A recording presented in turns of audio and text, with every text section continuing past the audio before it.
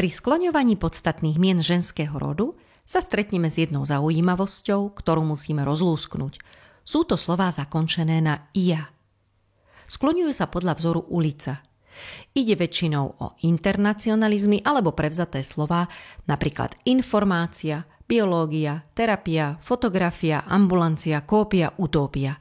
Patria sem aj vlastné ženské mená, ako Mária, Sofia, Lucia.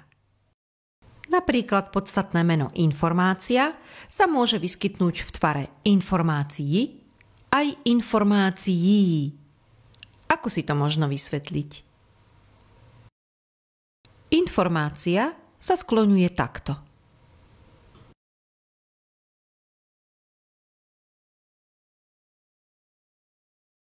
To prvé i v koncovke je vždy krátke.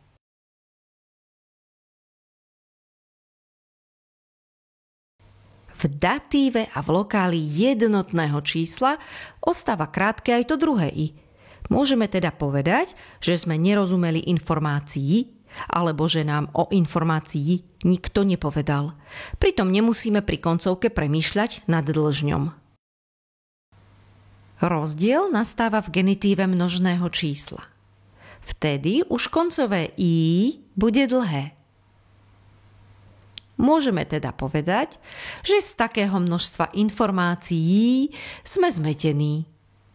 Zároveň tu dochádza aj k porušovaniu pravidla o rytmickom krátení.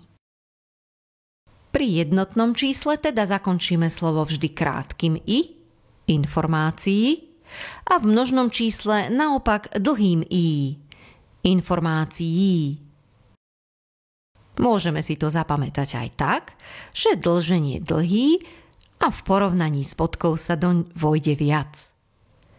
Keď máme teda viac fotografií, informácií, kópií či akcií, zakončíme slovo dlhým í. Ostatné docvič v cvičebnici, ktorá ťa pripraví na skúšku. Nájdeš tam aj interaktívne cvičenia, videá a testy.